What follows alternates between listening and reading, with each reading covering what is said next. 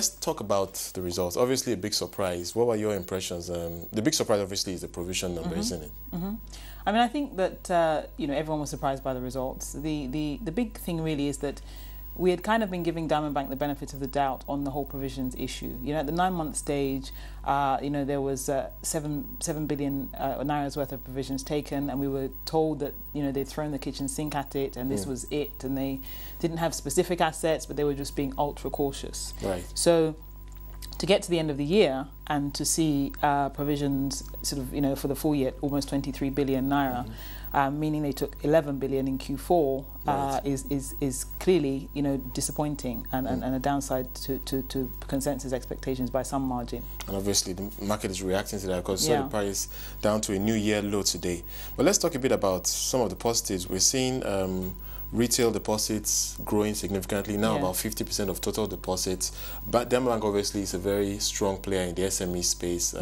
That branch network is obviously showing some benefit in terms of drawing those deposits. What are your thoughts strategically for the company? Obviously, there are some questions to be answered on the provision side, but looking at Diamond Bank as a unit, what are your thoughts? Well, Diamond Bank has been a top pick of ours for the past 6 months for exactly those reasons. We commend their decisiveness in pursuing the retail strategy. It's a market that is sort of under sort of explored by the Nigerian banking sector as a whole, and we always felt that learning to take risk in this high margin segment is a big positive for the bank over the medium term. But the challenge that we now have is that this is maybe 7% of their loan book now, perhaps it will be 10, 11, 12% by the end of this year. And the idea really as they transition to this more kind of balanced portfolio of loans was that they would benefit from drawing in the retail deposits and lending them to still relatively higher margin corporate clients, as well as getting the higher margin retail business in the mix as well. And a net interest margin of 10.1% is very good. However, if they are not able to draw these cheap deposits in and lend effectively to the corporate space, which is still the lion's share of their risk asset mix, then we're not seeing the benefits feed through in the way that we had anticipated. And I feel that the bigger part of this is really the fact that they didn't guide our expectations at all. If we had anticipated it, then it would have been better received, obviously. But I guess the only sort of saving grace right now in terms of the PR side of things is that they have a new CEO in place. So when the conference call comes, and it's eagerly anticipated, I can assure you, this is kind of their one shot at the title to sort of reassure everybody with regard to what we can expect going forwards and reset expectations on a sort of more steady kind of platform. Let's look at it in the context of what we've seen so far from other banks in this earnings season. Obviously, some have surprised, and obviously some, to a select extent, have overperformed from the analyst point of view. What are your thoughts on what the results are telling us in terms of the banking industry today?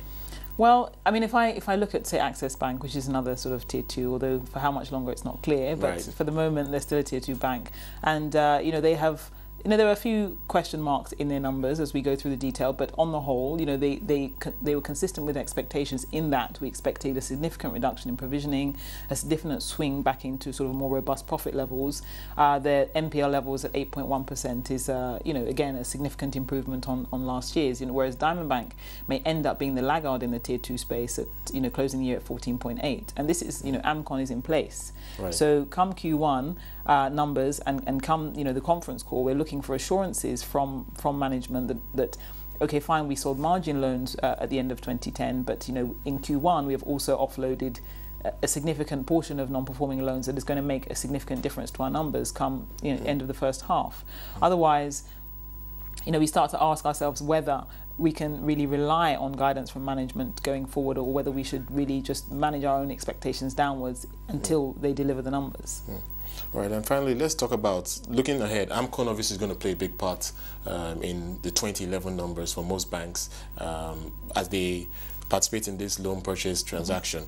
What are your expectations in general? Do you think this is going to be a net positive or negative for earnings for banks? Well, actually, in truth, I think that the big story still remains for the distressed banks. I think that for the non-distressed banks, we're looking at a more muted benefit from sending loans. I mean, it's great. I think that you know, some of the guys in the tier 2 space were expecting them to announce significant positive upside on their non-performing loan numbers because of activity taken in 2011 with AMCON.